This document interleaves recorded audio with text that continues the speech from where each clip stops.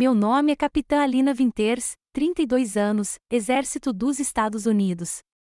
Sou responsável pela vida dos soldados. Mas, 24 anos atrás, eu era apenas uma menina de 8 anos assistindo a minha família se desintegrar. No divórcio, meu pai escolheu meu irmão, minha mãe escolheu minha irmã, e ninguém me escolheu. Depois de 2 décadas de silêncio, todos querem voltar para minha vida, esperando encontrar a mesma criança desesperada e abandonada. Mas aquela garotinha se foi. Em seu lugar, eles enfrentarão um capitão treinado para nunca recuar. Se você já teve que ser seu próprio salvador, esta história é para você. Antes de contar minha história, deixe-me saber de onde você está assistindo nos comentários abaixo. Por favor, me apoie curtindo este vídeo e se inscreva se esta história de superação do abandono ressoar com você. Porque, acredite, essa jornada é difícil. O silêncio no meu apartamento em Fayetteville era uma fortaleza. Era um silêncio estéril e disciplinado que eu havia conquistado. Lá fora, a umidade da Carolina do Norte pairava densa no ar, mas lá dentro, o ar-condicionado zumbia em um ritmo constante e previsível. Eu tinha acabado de terminar um dia exaustivo de exercícios de campo em Fort Liberty, e meus músculos gritavam com uma dor satisfatória. Meu corpo estava exausto, mas minha mente estava afiada. Este era meu santuário, um espaço definido pela ordem, um espaço onde ninguém poderia me machucar. Então meu telefone vibrou no balcão da cozinha, uma intrusão repentina que cortou a paz. Deixei-o ali por um instante, com meu coração disparado. Eu não recebia muitas mensagens pessoais. Minha vida era meu trabalho. Fui até lá, enxugando uma gota de suor da testa, e o peguei. A mensagem era de um número desconhecido, mas abaixo dela, apareceu um nome que parecia um fantasma saindo de uma cova rasa, Noah Winters. Minha respiração ficou presa na garganta. Eu não vi aquele nome há 24 anos, nem em uma carta, nem em um cartão de aniversário, nem uma vez. Meu polegar pairou sobre a tela, um tremor percorrendo minha mão que eu não conseguia controlar. Com a calma deliberada de desarmar uma bomba, abriu.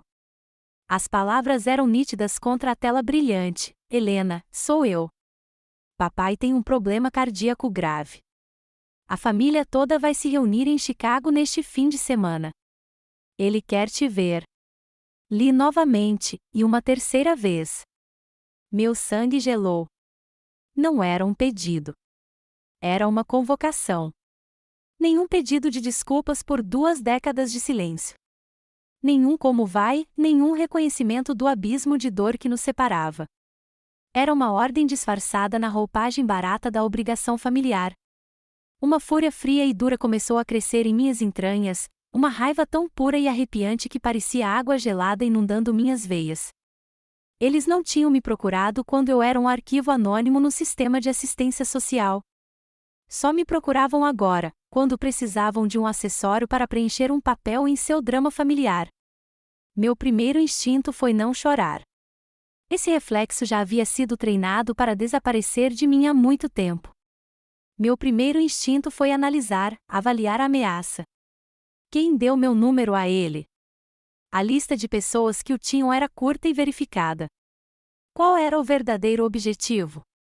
A mensagem dizia que ele estava doente, mas, com elas, sempre havia uma intenção oculta. Meu treinamento entrou em ação, anulando a tempestade emocional.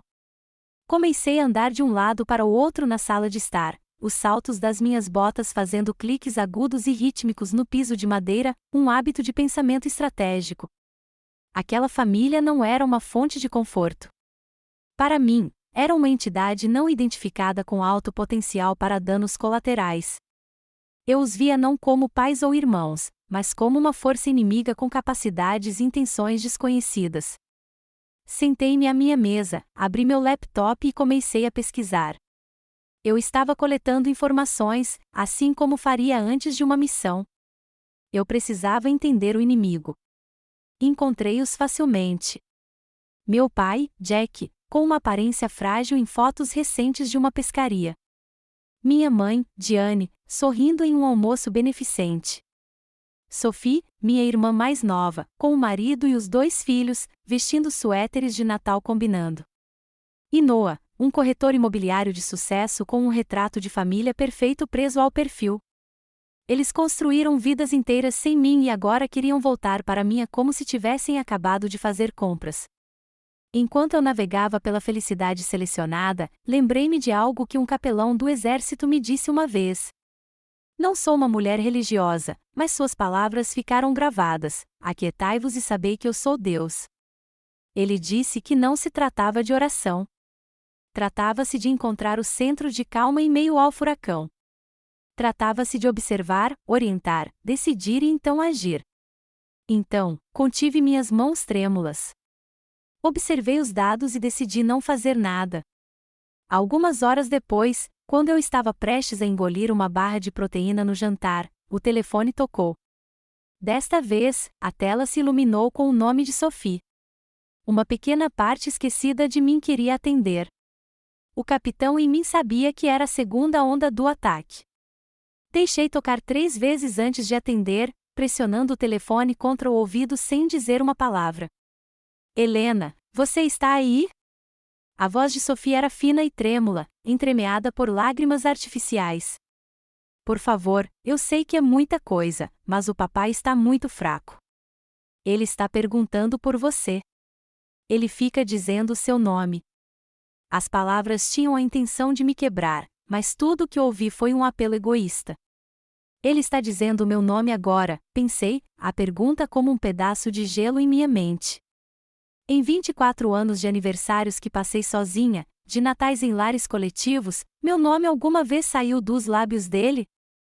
Ou só vem à tona agora que ele está encarando a própria mortalidade e precisa do meu perdão para encontrar paz? Encerrei a ligação sem dizer uma palavra. O silêncio que se seguiu foi sufocante. As paredes da minha fortaleza pareciam estar se fechando. Peguei as chaves da minha caminhonete e dirigi. Não sabia para onde estava indo até me encontrar estacionando em frente à casa do sargento Miller. O sargento era meu mentor, a pessoa mais próxima de um pai que eu já tive. Ele estava na varanda da frente, sentado numa cadeira de balanço surrada, com uma garrafa de Budweiser suando na mão. Viu minha caminhonete e assentiu lentamente, com um aceno de cabeça. Sentei-me nos degraus da varanda enquanto ele ouvia, sem dizer uma palavra, apenas absorvendo meu relato. Expus os fatos, a mensagem, a ligação, o silêncio. Quando terminei, ele tomou um longo gole de cerveja. Capitão, disse ele, com a voz rouca e rouca, eles podem compartilhar o seu sangue, mas não têm direito à sua lealdade. Lealdade se conquista. É conquistada ao longo de anos nas trincheiras, ombro a ombro. Você não lhes deve uma resposta. Você não lhes deve a sua presença. A única decisão que importa é aquela que traz paz ao soldado dentro de você. Suas palavras me tranquilizaram. Ele estava certo.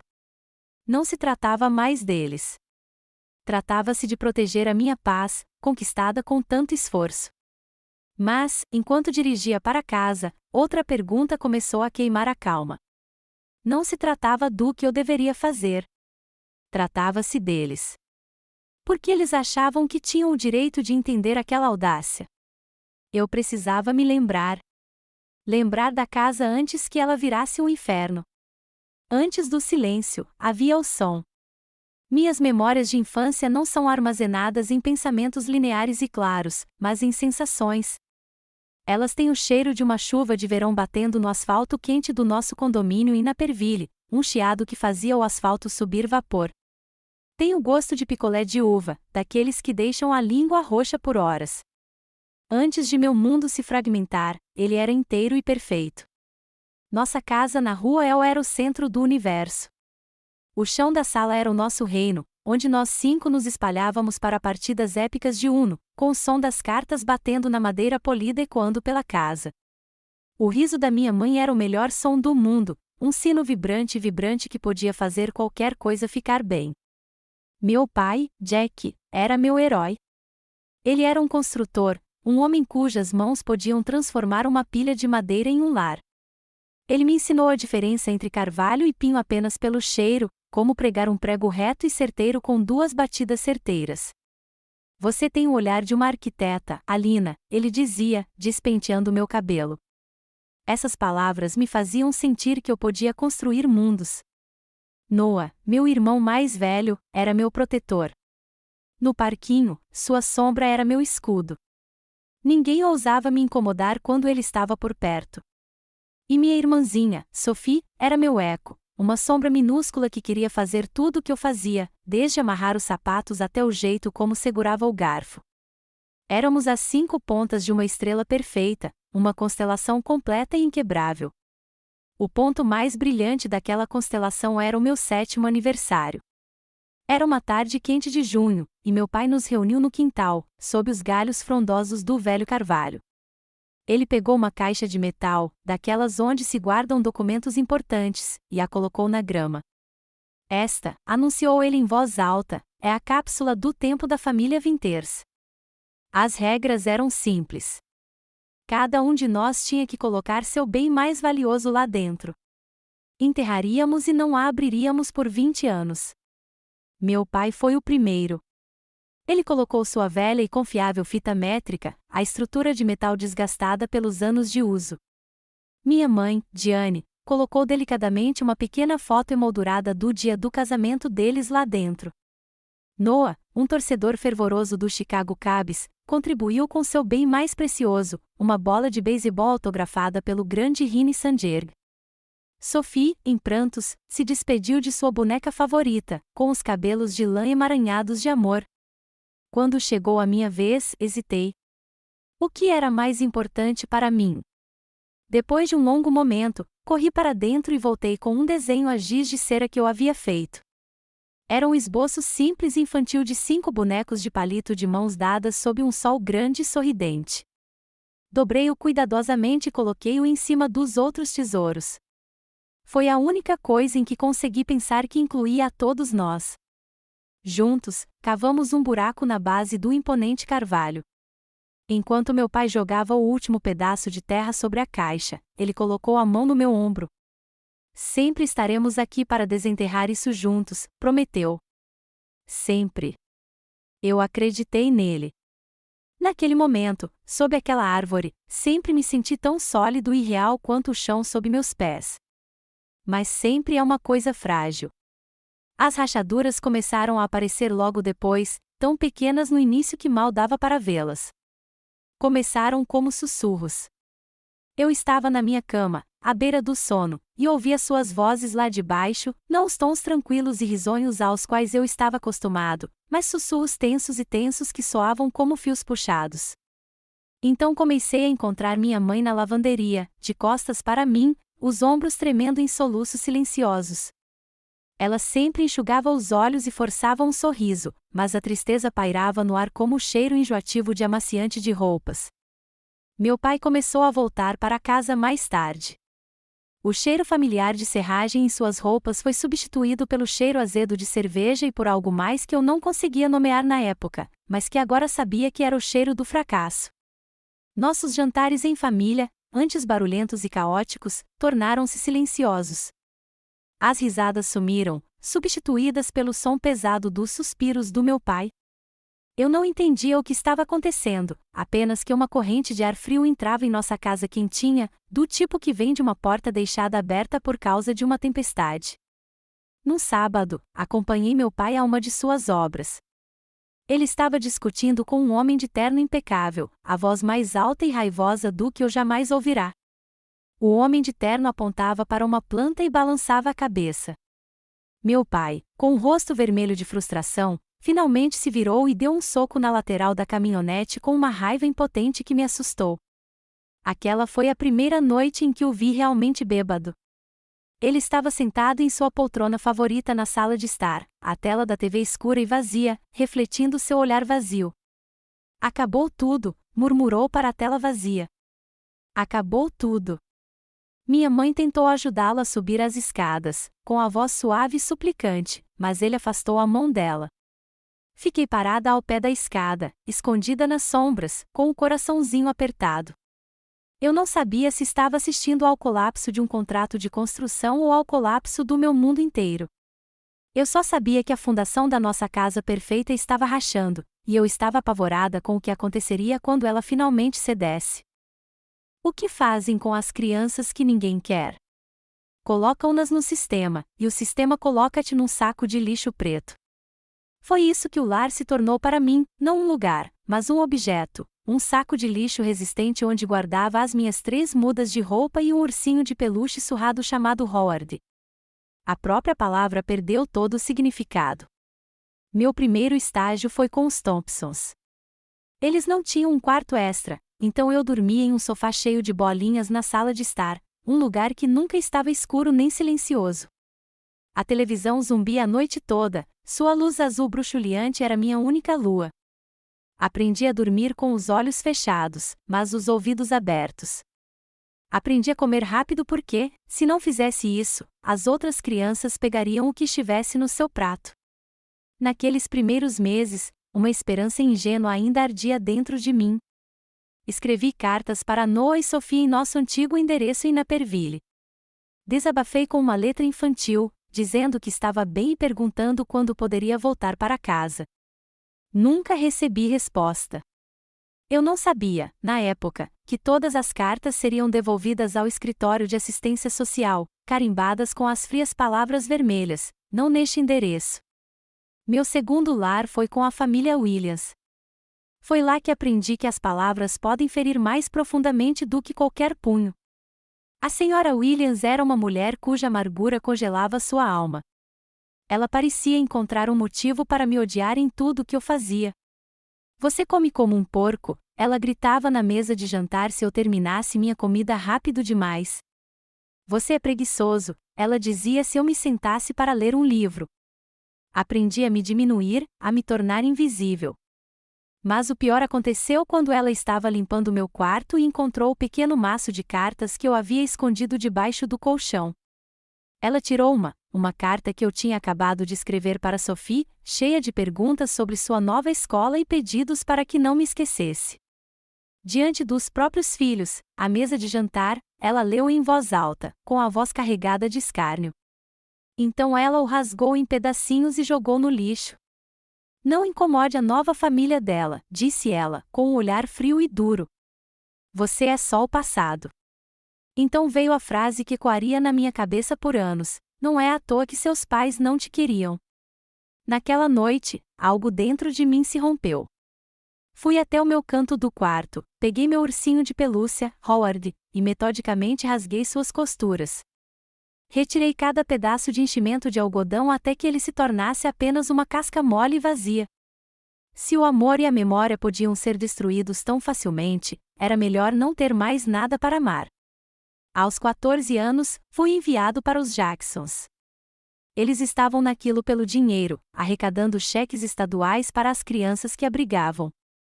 Comida era a moeda que eles retinham. Minhas refeições geralmente consistiam em uma única fatia de pão branco e um copo d'água. A fome irritante tornou-se minha companheira constante.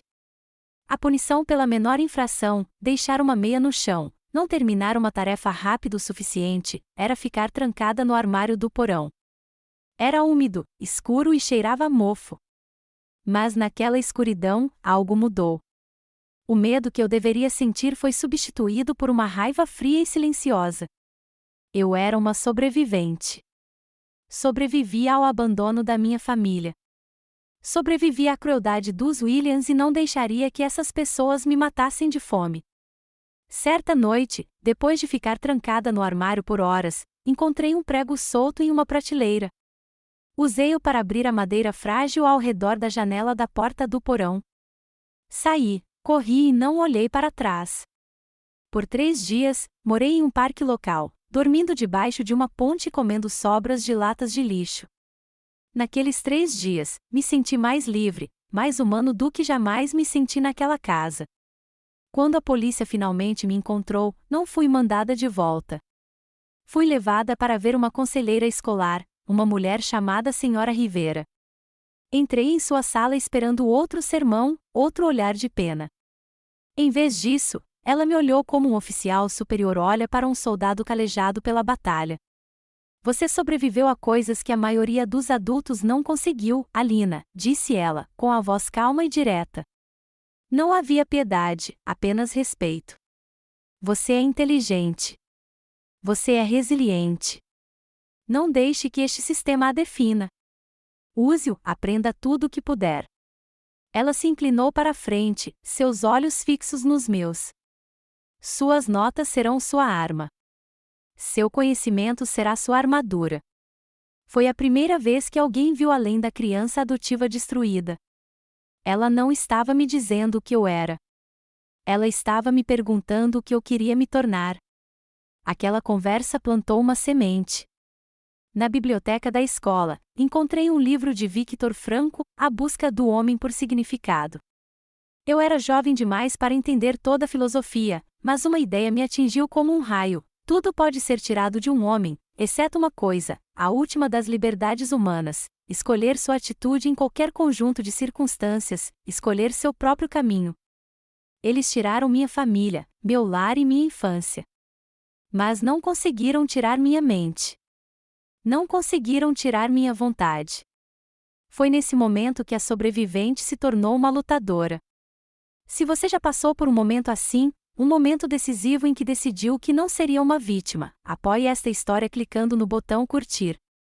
E nos comentários, escreva as palavras: eu sou uma lutadora. Vamos ver quantos de nós estamos por aí. Daquele dia em diante, eu lutei. Lutei por cada nota em cada prova. Lutei por um cantinho tranquilo na biblioteca. Lutei pela minha própria mente, pelo meu próprio futuro, construindo uma fortaleza dentro de mim onde ninguém jamais poderia me machucar novamente. A senhora Rivera me dera minha armadura e minha arma.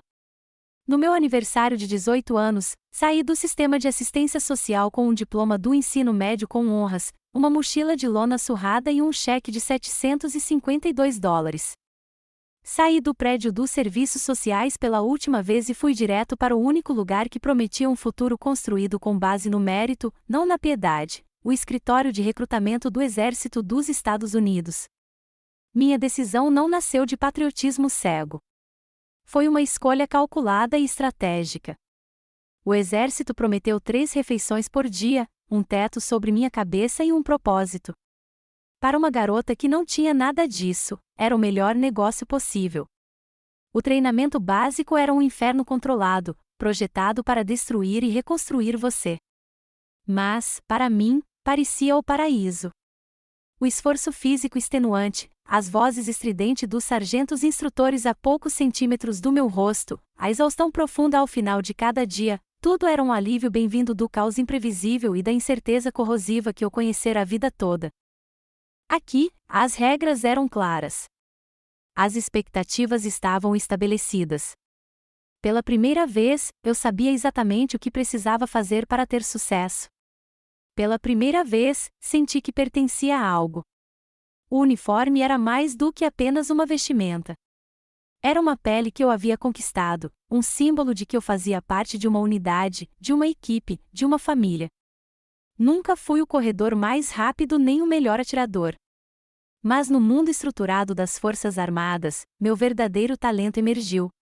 A mesma hipervigilância que me ajudou a sobreviver em lares abusivos me tornou extraordinariamente hábil em logística e estratégia. Eu conseguia enxergar padrões no caos. Eu conseguia analisar uma confusão de movimentos de tropas, cadeias de suprimentos e prazos de missões e desvendá-la em um plano de ação claro e eficiente. Eu enxergava o tabuleiro de xadrez inteiro.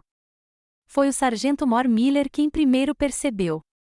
Você não pensa como um soldado, Winters, disse-me-lhe um dia, depois de eu ter reorganizado todo o cronograma de mobilização do nosso batalhão em menos de 1 hora. Você pensa como um general. Vindo do sargento, um homem que havia se esquecido mais do exército do que eu jamais saberia, era o maior elogio. Era um reconhecimento baseado puramente na competência, não na caridade. Era como água em terra arrasada. E sob sua orientação, comecei a crescer. Os anos se passaram. Fui para a escola de formação de oficiais. Conquistei minha patente, com a ajuda de um empréstimo do Departamento de Assuntos de Veteranos, VA, fiz algo que a menina de 8 anos no saco de lixo jamais poderia ter imaginado: comprei minha própria casa. Era uma casa pequena e modesta, estilo rancho, num bairro tranquilo de Fayetteville.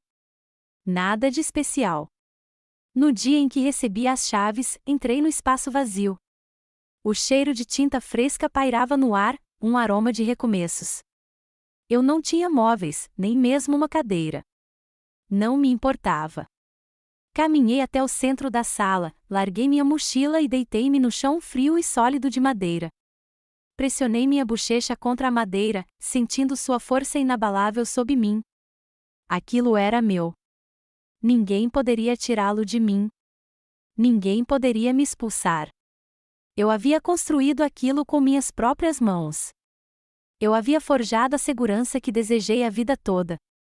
Aquela casa aos poucos se encheu não apenas de móveis, mas também de pessoas, minha nova família. Esta família não era ligada por laços de sangue, mas por dificuldades compartilhadas e lealdade inabalável. Havia Zoe, uma médica de combate perspicaz da minha unidade, cujo humor sarcástico me fazia rir nos piores dias. E havia Sargento e sua esposa, Carol, que adotavam extraoficialmente todos os soldados que não tinham para onde ir nas festas de fim de ano. Nunca esquecerei meu primeiro dia de ação de graças com eles. Eu tinha planejado passar o dia sozinho no quartel, limpando meu rifle. Me senti mais seguro assim. Mas o sargento apareceu na minha porta, com ordens firmes: "Você não vai passar o dia de ação de graças sozinho, tenente. Pegue seu casaco." Na casa deles, o ar estava quente com o cheiro de peru assado e torta de maçã. Carol Miller me envolveu em um abraço que pareceu mais real do que qualquer outro que eu já tivesse recebido. Ela me abraçou por um longo momento e sussurrou em meu ouvido: "Não há estranhos aqui, querida. Apenas filhos e filhas que ainda não conhecemos." E pela primeira vez em mais de uma década, chorei. Não eram lágrimas de tristeza ou autopiedade. Eram lágrimas de alívio, o alívio profundo e comovente de ser acolhida, de ser vista. Elas nunca perguntaram sobre o meu passado. Não precisavam. Elas me aceitaram como a soldado que eu era, como a mulher que eu havia me tornado. Foram elas que apareceram. Foram elas que ficaram. Cercado pelo riso fácil e pelo carinho genuíno na casa lotada dos Miller, uma verdade fundamental finalmente se fez presente para mim. Lembrei-me de ler sobre Audie Murphy, o soldado mais condecorado da Segunda Guerra Mundial, um homem que vinha de uma família desestruturada e empobrecida, mas encontrou sua honra e propósito no serviço. Seu passado não definiu seu futuro. E enquanto eu estava ali sentado, com um prato de comida empilhado no meu colo, eu entendi: família não é sobre as pessoas com quem você nasce. Não é sobre sangue compartilhado. É sobre batalhas compartilhadas. São as pessoas que você escolhe e que te escolhem de volta para ficar ao seu lado nas trincheiras. A paz que encontrei com a família que escolhi parecia sólida, permanente. Era uma base que eu mesma construí, tijolo por tijolo, dolorosamente. Por vários dias após receber as mensagens iniciais, deixei o silêncio se manter. Mas o soldado dentro de mim sabia que uma ameaça não enfrentada é uma ameaça persistente. Então, numa noite tranquila de terça-feira, decidi revidar. Liguei para o Noah. A linha se completou, e o silêncio que se estendeu entre Fayetteville e Chicago era denso, com 24 anos de coisas não ditas. Alina, a voz de Noah era hesitante, desconhecida. "É ela", respondi, com um tom neutro e profissional, a voz de uma capitã, não de uma irmã. Ele tentou preencher o silêncio com uma conversa fiada e constrangedora, perguntando sobre meu trabalho no exército, fingindo ser um irmão normal reencontrando um irmão perdido há muito tempo. Eu só lhe dei respostas curtas e sucintas: "Está tudo bem." Sim. Não. Eu estava forçando a ir direto ao ponto, a declarar seu objetivo. Finalmente, ele desabou. "Olha, Helena, me desculpe", gaguejou. "Eu sei que deveria ter te encontrado antes. Todos nós deveríamos ter." Sua voz se perdeu, procurando as palavras certas para desculpar o indesculpável. "Mas mamãe e papai", continuou, "eles disseram que era para o seu bem, para você ter um recomeço completo, sem toda essa bagunça." A desculpa era tão fraca, tão transparente, que me deixou enjoado. Para o meu bem, pensei, com um gosto amargo na boca. Ou para o bem das consciências culpadas deles? Um novo começo não foi um presente que me deram. Foi uma sentença que me impuseram. Ele encerrou a ligação me lembrando mais uma vez de como meu pai estava doente e de como todos esperavam muito, muito mesmo, que eu fosse. Desliguei sem prometer nada. Alguns dias depois, minha mãe ligou. Diane. Sua voz era uma demonstração melosa de remorso, carregada de lágrimas de crocodilo. Ela começou um monólogo sobre as noites sem dormir, preocupada comigo, sobre uma caixa no sótão onde guardava todos os meus desenhos de infância. Escutei em silêncio, meu coração um bloco de gelo. Eu tinha passado uma década no sistema ouvindo mentiras de adultos. Eu conseguia identificar uma performance a quilômetros de distância. Então, depois que o palco estava montado com sua suposta dor, ela soltou a bomba. Você é capitão agora, disse ela, com a voz mudando sutilmente de triste para calculista. Você deve ser tão estável, e isso é maravilhoso. Sua irmã Sophie está passando por dificuldades, Alina. O marido dela acabou de perder o emprego, e com as crianças. Você poderia. Ela não conseguiu terminar a frase. Uma linha fria e clara foi cruzada. Um interruptor acendeu dentro de mim. Não, eu disse. A palavra foi como uma lâmina, afiada e final. Não consigo. Desliguei o telefone antes que ela pudesse responder. Uma onda de desgosto me invadiu. Eles não me viam. Não viam a mulher que eu havia me tornado, a guerreira que eu havia lutado para ser. Eles viam uma solução para um problema. Eles viam um caixa eletrônico uniformizado. Sophie era a mais difícil. Ela era a onda final do ataque psicológico, aquela que mirava no ponto mais fraco das minhas defesas. Ela não exigia, ela implorava. Ela me mandava fotos antigas de uma câmera descartável, nós duas sem os dentes da frente, sorrindo em um balanço. Ela mandava mensagens longas e confusas sobre o quanto sentia falta da irmã mais velha. Eu sei que a mamãe errou em te pedir dinheiro, dizia uma delas. Ela não entende. Mas, por favor, você não pode vir buscar o papai? Só dessa vez, por mim? Eu preciso de você, Helena. A vulnerabilidade dela, real ou fingida, tocava um cantinho escondido do meu coração, onde a menina de 8 anos ainda vivia.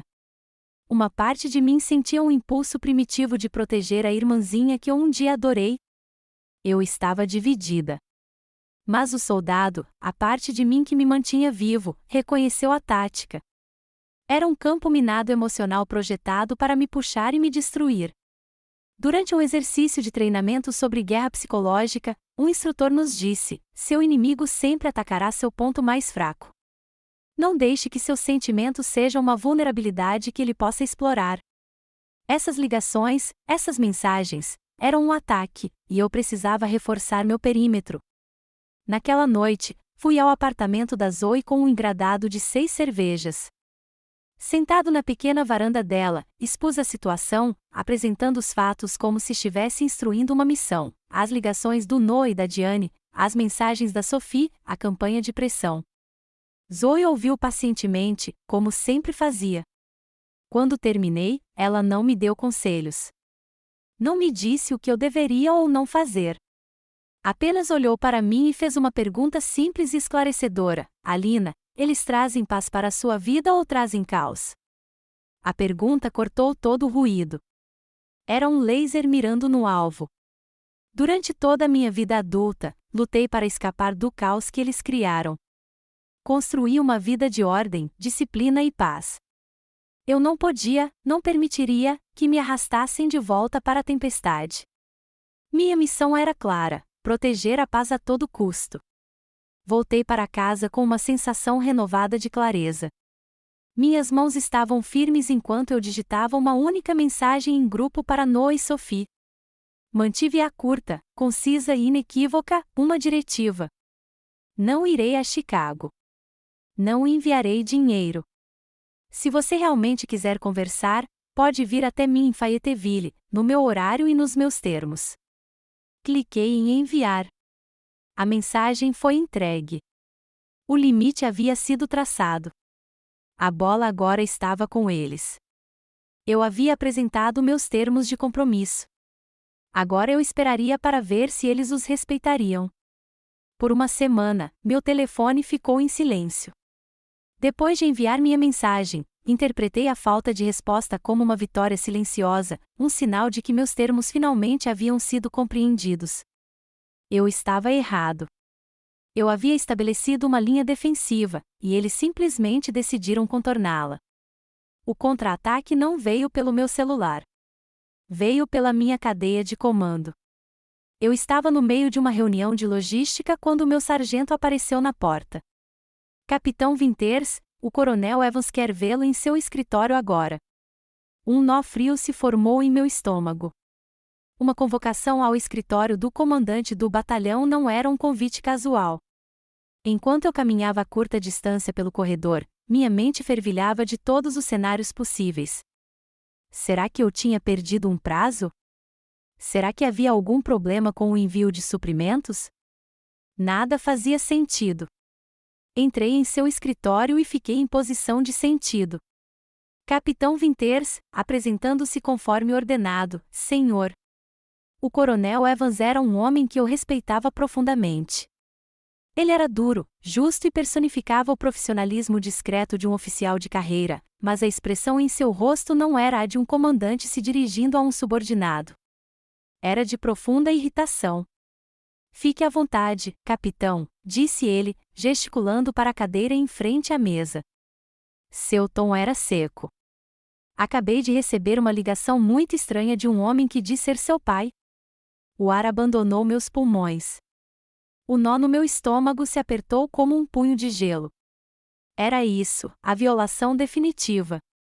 O coronel Evans continuou, com os olhos fixos em mim, avaliando minha reação.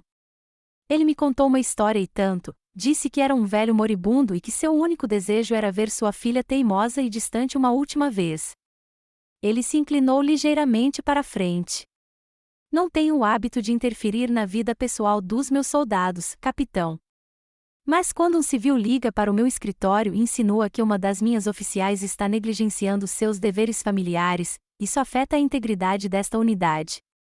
Então, vou lhe perguntar uma vez, que diabos está acontecendo? A humilhação foi instantânea e lancinante. Foi seguida por uma onda de raiva incandescente.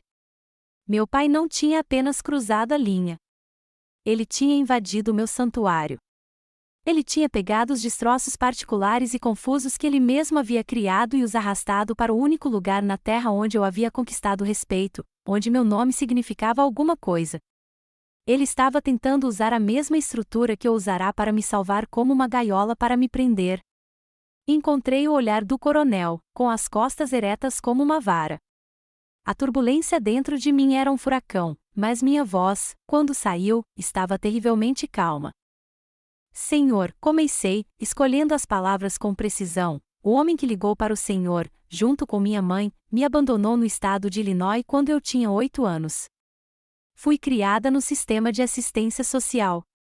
Não vejo nem tenho notícias de nenhum deles há 24 anos. Fiz uma pausa, deixando o peso daquela declaração se acomodar no escritório silencioso. Agora ele está usando a doença dele e a sua posição para tentar me forçar a obedecer aos seus desejos. Ele tentou se aproveitar da minha carreira, senhor, para conseguir o que quer. A expressão no rosto do coronel Evans mudou. A irritação desapareceu, substituída primeiro pela surpresa, depois por uma compreensão crescente, finalmente, por um respeito profundo e inconfundível. Toda a dinâmica na sala havia mudado. Eu não era mais um oficial sendo interrogado. Eu era um soldado que acabará de revelar a natureza de seu inimigo.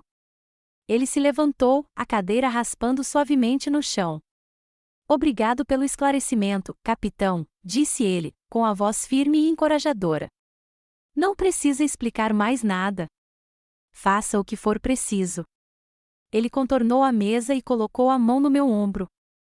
Não foi um gesto de pena, mas de solidariedade. E se ele ligar de novo, eu cuido disso. Era tudo o que eu precisava. Essa validação, esse apoio inabalável do meu comandante, era a peça final da armadura. Saí do escritório dele uma pessoa diferente de quem havia entrado.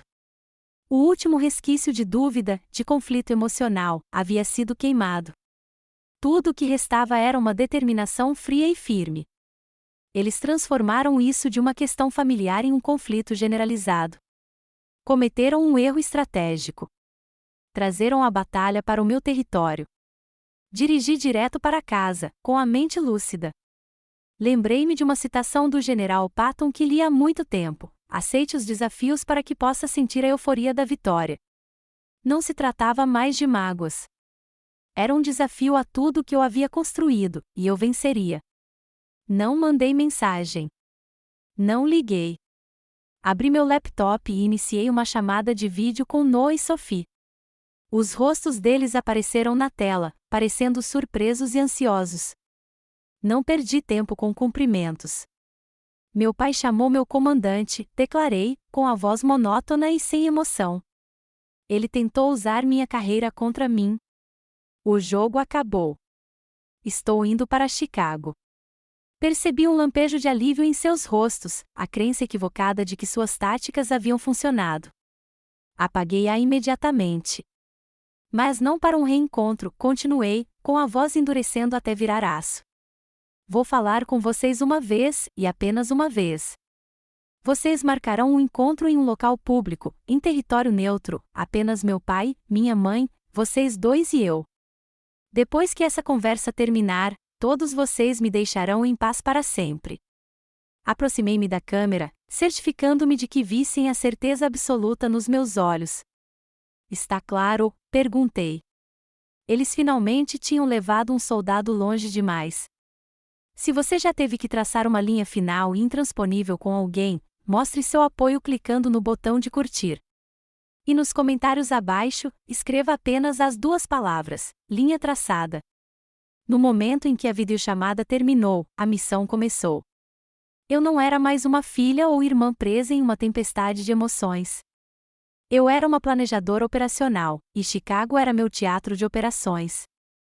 Minhas ações seguiam os princípios do ciclo ODA: observar, orientar, decidir, agir.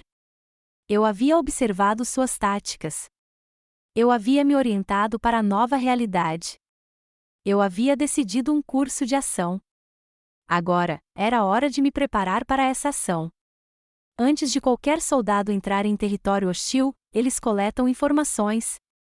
Meu primeiro passo foi ligar para o Departamento de Serviços para Crianças e Famílias de Illinois. Como ex-criança adotiva, eu tinha o direito de solicitar uma cópia do meu próprio processo. Uma semana depois, recebi um grosso envelope pardo. Naquela noite, sentei-me à mesa da cozinha e preparei-me para encarar os fantasmas do meu passado, não como memórias, mas como fatos documentados. Ler aquele arquivo foi como assistir a um filme de terror em que eu era o personagem principal. Página após página, de linguagem fria e burocrática, detalhava o desmantelamento da vida de uma criança, relatórios de cada nova colocação, anotações de assistentes sociais sobre meus problemas de adaptação, reclamações de pais adotivos sobre minha rebeldia silenciosa. Foi um relato doloroso e imparcial da minha sobrevivência. Eu não o estava lendo para reabrir velhas feridas. Eu estava reunindo munição. Usei o marcador amarelo para marcar as principais evidências, um relatório médico do meu tempo com os Jacksons, observando desnutrição e perda de peso significativa, um registro de uma assistente social sobre as cartas que escrevi e que foram devolvidas ao remetente. E então eu encontrei a prova cabal. Um registro datado de 6 meses depois de eu ter entrado no sistema. Dizia: várias tentativas de contato com os pais Jack e Diane Winters para a revisão do caso falharam. Ligações não retornadas. Lá estava, preto no branco. Não foi apenas um distanciamento lento. Foi um desaparecimento deliberado. Eles não tinham simplesmente me deixado ir. Eles se recusaram ativamente a serem encontrados. A dor era aguda e visceral, mas era validadora. Esta era a minha prova. Esta era a verdade.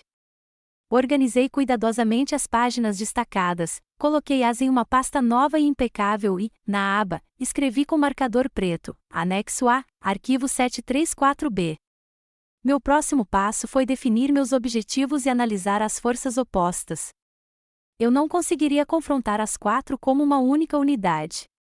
Cada uma era um alvo separado, com uma vulnerabilidade psicológica distinta. Meu pai, Jack, era movido pela culpa tardia e por uma vida inteira de fraqueza. Minha mãe, Diane, estava isolada por camadas de negação e autopiedade. Noah estava comprometido por um senso de responsabilidade que não havia conseguido cumprir. E Sophie era dominada pela emoção, facilmente influenciável e desesperada por harmonia. Meu objetivo principal não era punição. Era verdade e contenção. Eu precisava apresentar minha versão da história, apoiada em fatos incontestáveis, e forçá-los a ouvi-la. Depois, precisava estabelecer um limite permanente e inegociável. Precisava fazê-los entender que a dinâmica de poder havia mudado irrevogavelmente. A garotinha indefesa que eles haviam deixado para trás se fora, substituída por uma mulher que comandava soldados. Eles não tinham mais poder sobre mim. Nenhum soldado entra sozinho em uma missão crítica. Liguei para Zoe. Preciso de reforços, disse eu, com a voz firme. Quero que você venha comigo para Chicago. Não houve um momento de hesitação em sua voz. Já estou solicitando minha licença, disse ela. Quando voamos? Com meus elementos de apoio garantidos, estabeleci as regras de engajamento para a reunião. Primeiro, território neutro, um restaurante público de minha escolha, não uma casa particular onde controlassem o ambiente. Segundo, um limite de tempo, 90 minutos no máximo, tempo suficiente para expor meu caso, mas não para um drama emocional prolongado. Terceiro, um código de conduta, sem gritos, sem drama, sem lágrimas falsas. Se alguém violasse o protocolo, Zoe e eu nos levantaríamos e sairíamos. A missão seria encerrada. Por fim, preparei meu briefing. Em um pequeno cartão de 3x5, anotei meus principais pontos de discussão, exatamente como faria antes de me dirigir às minhas tropas. Não me deixaria levar pela emoção. Me ateria aos fatos. Executaria o plano. Poucos dias antes do voo, fiz uma última coisa para me animar. Dirigi até o pequeno e tranquilo cemitério nos arredores da cidade e fiquei diante da lápide simples de Ariechal.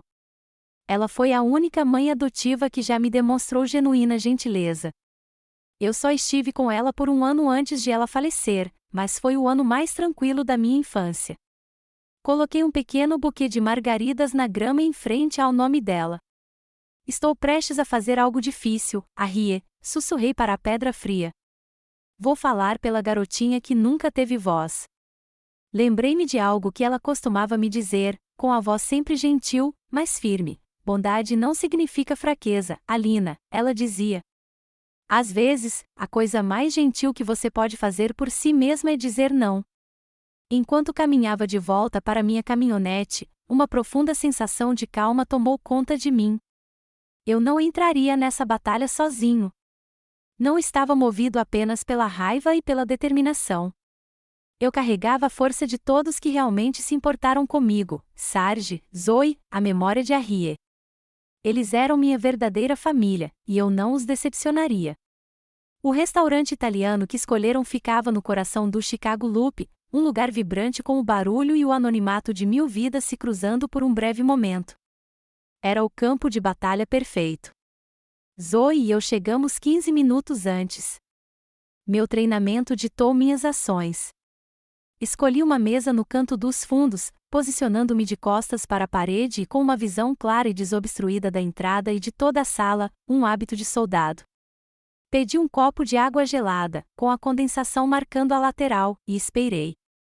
Minha mente estava calma, meu coração firme. O cartão com meus pontos de discussão repousava no bolso do meu casaco, um pedaço tangível da minha preparação. Chegaram juntos, mas não como uma unidade. Era um aglomerado caótico de ansiedade, cada um envolto em sua própria nuvem de inquietação. Meu pai, Jack, parecia mais velho e frágil do que a foto sugeria, um homem fisicamente diminuído pelo tempo e pela doença. No entanto, o ar familiar da autoridade patriarcal, a expectativa de ser obedecido, ainda o impregnava como colônia barata. Minha mãe, Diane, parecia abatida, seu rosto uma máscara de tristeza cuidadosamente construída que não alcançava seus olhos. Noah e Sophie pareciam apenas nervosos, seus olhares percorrendo o restaurante, pousando em todos os lugares, menos em mim, enquanto deslizavam para a mesa em frente. Pareciam menos uma família e mais 4 estranhos convocados para um depoimento. Quando se aproximaram, levantei-me, não para um abraço, mas para um aperto de mão. Foi um gesto formal e desarmante. Peguei a mão de cada um deles. A de Jack estava fria e fina como papel, a de Diane tremia, a de Noah estava escorregadia de suor, a de Sophie estava mole. Meu aperto era firme, profissional, o aperto de mão de um comandante assumindo o controle de uma reunião. Foi um pequeno ato deliberado para estabelecer a nova hierarquia. Esta era a minha operação, nos meus termos. De uma mesa próxima, vi Zoe erguer os olhos do livro, sem perder nada. Meu apoio estava em posição. Meu pai começou, com a voz fraca e rouca, uma pálida imitação da voz estrondosa da qual eu me lembrava vagamente. Alina, obrigado por vir, começou ele, com as mãos tremendo levemente sobre o tampo polido da mesa. Eu sei que cometemos muitos erros. No mesmo instante, como se fosse um roteiro, os olhos da minha mãe se encheram de lágrimas. Noah e Sophie ficaram intensamente fascinados pela cesta de pães, como se ela contivesse os segredos do universo. Foi uma performance bem ensaiada, uma produção teatral projetada para me desarmar da piedade e da culpa. Mas o soldado em mim, o sobrevivente, não sentiu nada. Eu havia passado a vida observando o comportamento humano para me manter segura. Eu era imune a esse tipo de teatro emocional. Não vim aqui para ouvir desculpas, disse eu, com a voz firme e serena, cortando sua atuação como o bisturi de um cirurgião. Desculpas são para quem quer um relacionamento. Vim aqui para garantir que todos estejamos agindo com base na mesma história baseada em fatos, a história dos últimos 24 anos. Enfiei a mão na minha maleta, tirei a pasta com o rótulo Prova A e a coloquei bem no centro da mesa. O baque suave da pasta batendo na madeira ecoou no silêncio repentino e tenso que se abateu sobre eles. Caiu com a firmeza do martelo de um juiz. Página 1, comecei, com a voz desprovida de emoção ao abrir a pasta. 14 de junho de 1998. Fui oficialmente colocada no Sistema de Acolhimento Familiar de Illinois. O formulário de admissão, assinado pela nossa assistente social, contém uma caixa marcada ao lado da linha. Os pais recusaram a guarda. Meu pai se encolheu como se tivesse sido agredido fisicamente. Diane soltou um suspiro suave e estrangulado, levando a mão à boca. Virei a página, o som nítido do papel cortando o ar. Avançando um ano. Um registro da mesma assistente social, datado de 20 de maio de 1999. Diz: uma assistente social tentou contatar vocês 3 vezes por telefone a respeito de uma audiência de custódia permanente.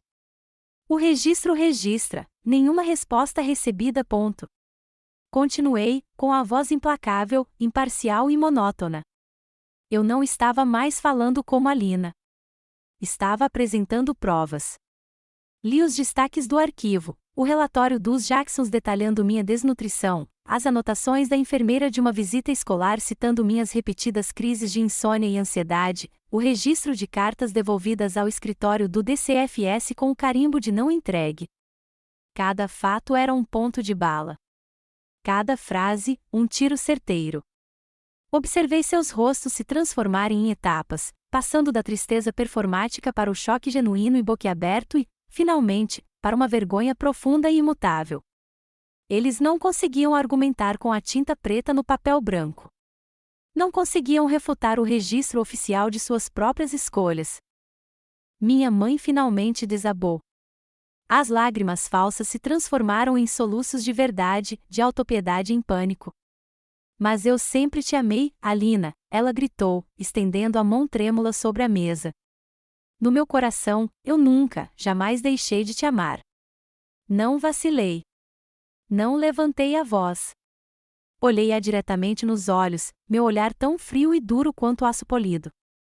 Amor não é um sentimento, Diane, eu disse, usando seu primeiro nome para cortar o último fio da nossa antiga conexão. É uma ação. Você pode ter sentido algo que chamava de amor em seu coração. Mas agiu como se eu não existisse. Suas ações são a única verdade que importa aqui hoje. Sua mão caiu de volta na mesa como se tivesse sido queimada. A mesa ficou em completo silêncio, o ruído ambiente do restaurante se transformando em um zumbido distante. Minhas palavras pairaram no ar, inegáveis e devastadoras. Eu havia pegado sua última e melhor defesa, o frágil escudo do sentimentalismo, e o desmantelado com precisão cirúrgica. Deixei o silêncio se estender por um longo e desconfortável momento, permitindo que todo o peso da verdade os esmagasse. Finalmente, fechei a pasta, o som foi um estalo definitivo. Esta é a nossa história, declarei, minha voz soando definitiva. Esta é a verdade. Eu sobrevivi não por causa de nenhum de vocês, mas apesar de vocês. Não serei um personagem na sua charada familiar feliz. Não serei sua confissão no leito de morte para aliviar sua culpa. Este encontro é o ponto final da frase. Empurrei minha cadeira para trás e me levantei. Do outro lado da sala, vendo meu sinal, Zoe fechou o livro e fez o mesmo. De agora em diante, você nunca mais entrará em contato comigo, com meus amigos ou colegas. Esta ponte está queimada. Olhei para cada um deles uma última vez, 4 figuras destroçadas, à deriva nos destroços que eu acabará de expor. Então, sem dizer mais nada, me virei e fui embora. Zoe me acompanhou enquanto passávamos pelas portas do restaurante e saíamos para o ar puro e frio de uma tarde em Chicago. Deixando-os enterrados nas ruínas de suas próprias mentiras. Enquanto Zoe e eu nos afastávamos do restaurante, a adrenalina que me alimentava se esvaiu, e não deixou satisfação em seu lugar. Deixou apenas uma dor profunda, a que um soldado sente após vencer uma batalha brutal, parado no silêncio repentino e ensurdecedor do campo, cercado pelo custo da luta. Não conversamos. Caminhamos pela Chicago Riverval, com o vento frio do outono soprando da água, levando embora a tensão que se agarrava a mim como um manto. Eu esperava me sentir triunfante, liberto. Em vez disso, me senti apenas vazio. Toda a energia que eu havia concentrado por tanto tempo naquele único objetivo havia desaparecido, e não havia nada para substituí-la. Zoe deve ter percebido. Ela parou e se encostou na grade, observando as luzes da cidade refletidas na água escura. Você está bem, capitão? Perguntou baixinho. Balancei a cabeça, as palavras saindo num sussurro rouco. Não sei, Zoe. Parece que acabei de ir ao funeral da minha própria família. E, de certa forma, foi mesmo. Eu tinha ido lá para confrontar fantasmas e acabei enterrando-os de vez. Naquela noite, de volta ao silêncio do meu quarto de hotel, dormi. Pela primeira vez em semanas, foi um sono profundo e sem sonhos. Não houve pesadelos, nem reminiscências de antigas feridas. Havia apenas um vazio vasto e tranquilo, o silêncio de um campo de batalha depois que a guerra finalmente acabou.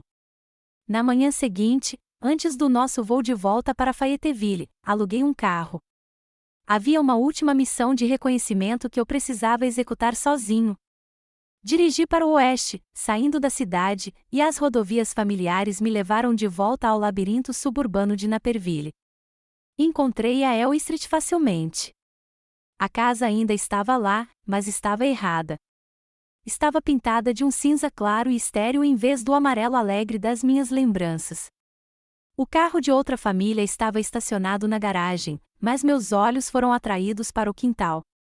O velho e imponente carvalho, aquele que fora a testemunha silenciosa da promessa da nossa família, havia desaparecido. Em seu lugar, havia apenas um toco plano e circular, uma cicatriz no gramado perfeitamente aparado. A cápsula do tempo e o desenho infantil de 5 bonequinhos de palitos de mãos dadas estavam enterrados para sempre sob a vida de outra pessoa. Eu não sentia tristeza. Senti uma confirmação fria e final. Aquele mundo, aquela família, aquela garotinha, eles realmente se foram. Eles não existiam mais, exceto na fotografia meio queimada da minha memória. Não saí do carro.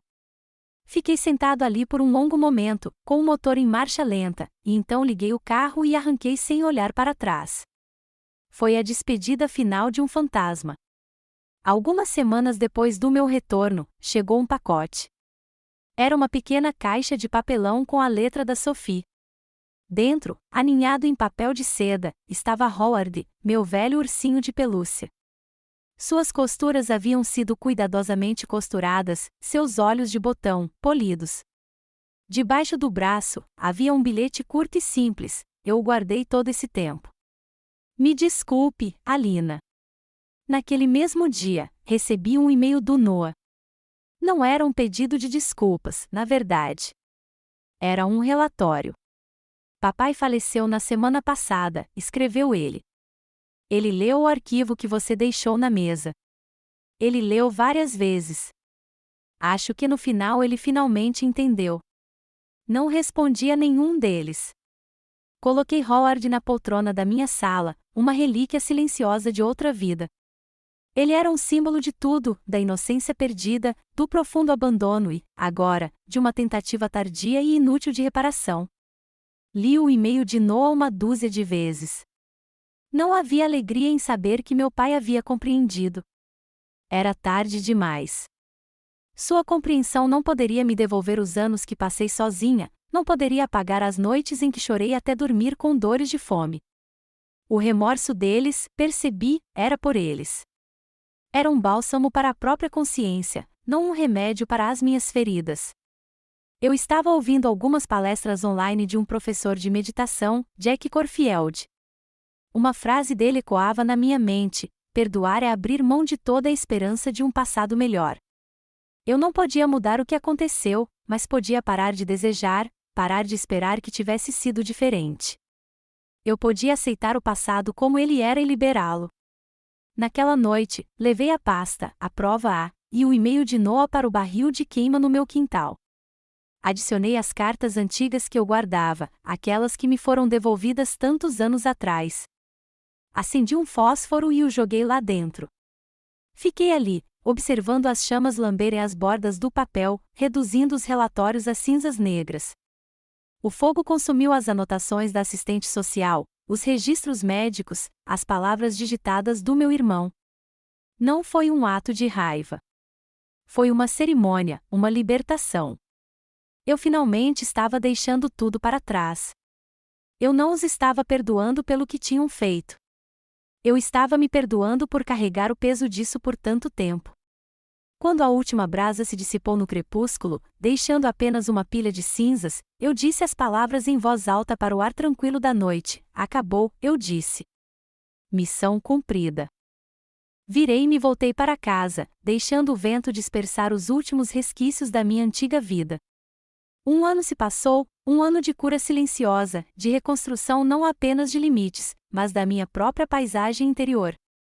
A missão em Chicago fora a batalha final de uma longa guerra. O que se seguiu foi a paz. Em uma tarde brilhante de verão, me vi de volta a Illinois. O céu era de um azul vasto e sem nuvens, um contraste gritante com as memórias cinzentas que este estado me trazia. Mas eu não estava ali pelo passado. Eu estava ali pelo futuro. Vestido à paisana, parei diante de uma casa novinha em folha, de aparência alegre, com uma pequena varanda e persianas azuis brilhantes. Era a casa de Alina, um lar que eu havia financiado pessoalmente dentro de uma aldeia infantil SOS, um lugar para crianças que, como eu, haviam sido deixadas para trás pelo mundo. Sargento, Carol e Zoe vieram de avião para ficar comigo. Quando falei na pequena cerimônia de inauguração, não me apresentei como Capitão Winters. Meu nome é Alina, disse simplesmente. Enquanto observava um grupo de crianças correndo atrás de uma bola de futebol pelo gramado verdejante, senti uma alegria pura e descomplicada que era inteiramente nova para mim. Era uma alegria sem a sombra do passado. Eu havia retornado à fonte geográfica da minha dor, não como uma vítima em busca de um desfecho, mas como uma guardiã oferecendo um recomeço. Após a cerimônia, uma garotinha de olhos grandes e curiosos, com um dente da frente faltando, correu e me abraçou espontaneamente. Ajoelhei-me ao seu lado, com o coração doendo de um amor feroz e protetor. Olhei em seus olhos, vendo um reflexo da garotinha que eu um dia fui, e lhe fiz uma promessa silenciosa. Então eu disse as palavras que eu precisava ouvir a vida inteira: "Você nunca estará sozinho", sussurrei. Naquela noite, o cheiro de carvão e molho barbecue tomou conta do quintal da minha casa em Fayetteville. O grupo disperso de pessoas que se tornaram meu verdadeiro norte estava todo lá. Zoe ria enquanto discutia com outro médico sobre a melhor maneira de grelhar hambúrgueres. Sarge e Carol Miller estavam sentados no balanço da varanda, parecendo avós adotivos para todo o meu círculo de amigos. E ao meu lado, na churrasqueira, estava Michael, um colega oficial que conheci alguns meses depois da viagem a Chicago, um homem quieto e firme, cuja presença se tornará a base da minha recém-descoberta paz. Esta era a minha família. Ao olhar para o círculo de amigos, para os sorrisos fáceis e as risadas genuínas, vi a verdade. Eles eram os tijolos e a argamassa do lar que eu havia construído dentro de mim. Não havia intenções ocultas, nem relacionamentos transacionais. Havia apenas o amor incondicional e a lealdade feroz de pessoas que haviam escolhido ficar ao meu lado e por quem eu faria o mesmo. Aquilo era real. Mais tarde, no silêncio do meu escritório em casa, muitas vezes me pego olhando para duas fotos penduradas na parede. Elas são as duas metades de toda a minha história. Uma é uma fotografia restaurada de uma menina de 8 anos com olhos arregalados e esperançosos, uma foto que Sophie me enviou, uma das poucas que sobreviveram. A outra é um retrato meu a carvão que Michael fez, a Capitã Winters em uniforme de gala, seu olhar direto, forte e inabalável. Durante anos, tentei matar a garotinha daquela foto, acreditando que sua fragilidade era um problema. E por um tempo, pensei que o capitão fosse tudo o que eu era. Mas agora, não os vejo mais como duas pessoas separadas em guerra uma com a outra. Eu os vejo como um só. A garotinha que foi abandonada me dá a capacidade de sentir empatia. O capitão que foi forjado no fogo me dá força. Juntos, eles me completam. Finalmente fiz as pazes com os dois. A história termina aqui, na minha varanda dos fundos, numa noite quente na Carolina do Norte. Michael e eu estamos sentados em um silêncio confortável, observando o último raio de sol mergulhar no horizonte, pintando o céu com pinceladas de laranja e roxo. Ele estende a mão e pega a minha, acariciando delicadamente meus nós dos dedos com o polegar. "Você se arrepende de alguma coisa?" ele perguntou baixinho, seus olhos buscando os meus. Penso por um longo momento, revivendo a jornada brutal e solitária que me levou a este exato lugar. Penso na dor, na fome, na fúria gélida. Penso na mulher que tive que me tornar para sobreviver a tudo isso. Não me arrependo da pessoa que tive que me tornar para chegar aqui, digo finalmente, com a voz suave, mas firme. A jornada foi brutal, mas me trouxe até aqui. Me trouxe até a minha família. Me trouxe até você. Aperto a mão dele. Me trouxe para casa. Lembrei-me de uma citação de Maya Angelou que ressoou em mim: a saudade de um lar vive em todos nós. O lugar seguro para onde podemos ir como somos e não sermos questionados.